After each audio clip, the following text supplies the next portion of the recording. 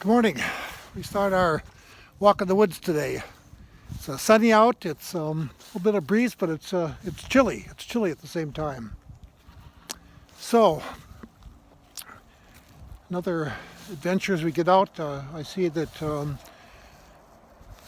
of the recommendations is we get out and exercise every day, walk, do some stairs, do something. If you're one of the isolates at home, then you need to get exercise in to keep a good positive mind out here.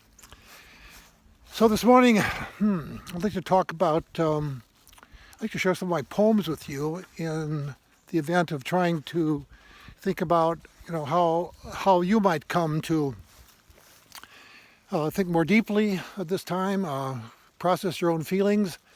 I always found poetry to do that for me. To start out with some poems that I wrote like 60 years ago. First one has to do when just got out of the Marines and was in the South Pacific watching the hydrogen bomb tests, and lo and behold came to the very reasonable conclusion that no matter how I trained as a warrior, I wasn't going to be able to stand up to a nuclear bomb. The devastation and power of that was just overwhelming when I was guarding those bombs out in the South Pacific in the late 1950s off Kwajalein Island. So that was a part of my history as well.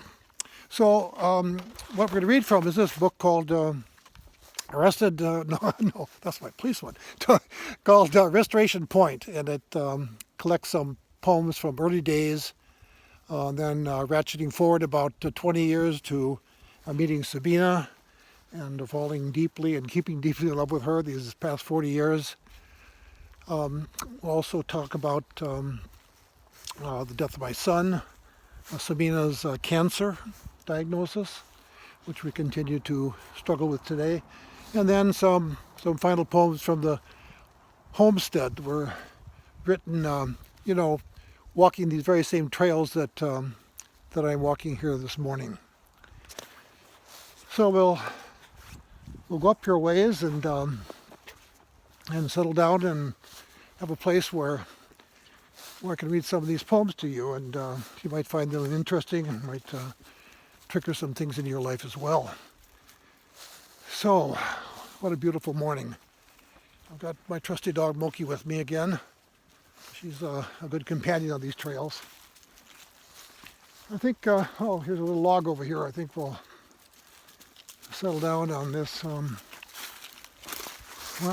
old piece of shagbark hickory that's down here. All right. That's a nice little spot here. Well, here's this one that was pretty anti-war. And deep feelings I have about that. It's called Listen, Buddy Boy.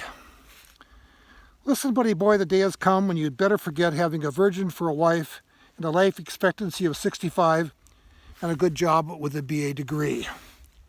Listen, buddy boy, you'd better start looking for a way in which to keep number one and his tail and other parts from getting burnt by people who don't care who or what or why or how many.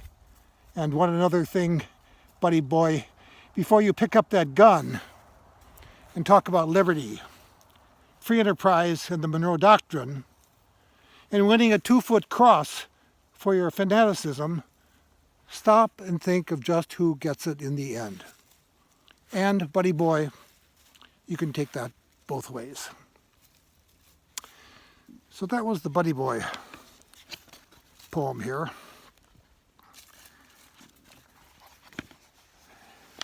Here's kind of an inward journey. It's called There's a Little Place.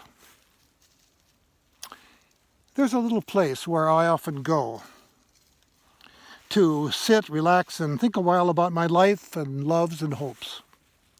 A place I call my own, where you can't come or even know about. There's a little place with all my books and poems and self, with all my papers a leather chair where you can't come or even know about. All right, a little inward journey at that time. Here's another poem I wrote. We all know Rosa Parks and great justice worker she was, but there were a couple other things that were happening at that same time. The killing of Kitty Genovese in New York was a big one. This is called I Am Rosa Parks.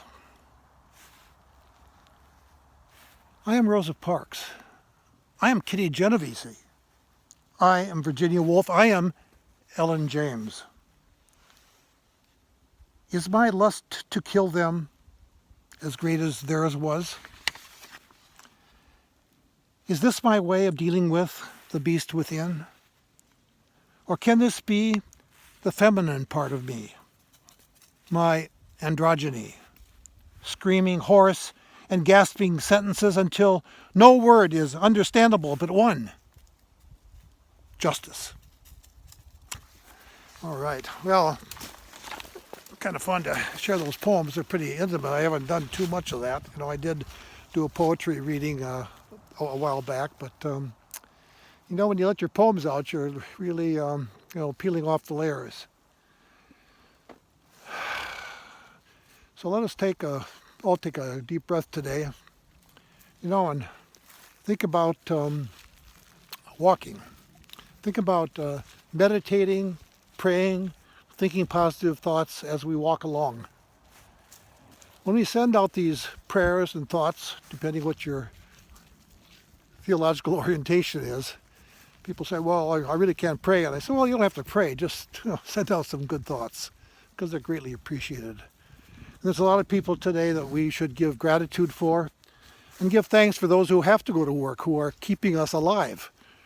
Not only our medical personnel, but those who run our transportation systems, sewage systems, water department, police and fire, EMS, all the people who are out there who still go to work every day with the threat of this virus and help all of us. So let us be grateful today on this day, and let us be part of helping one another and working more selflessly so that others may simply survive today. God bless you, and have a great day. See you tomorrow. Blessings.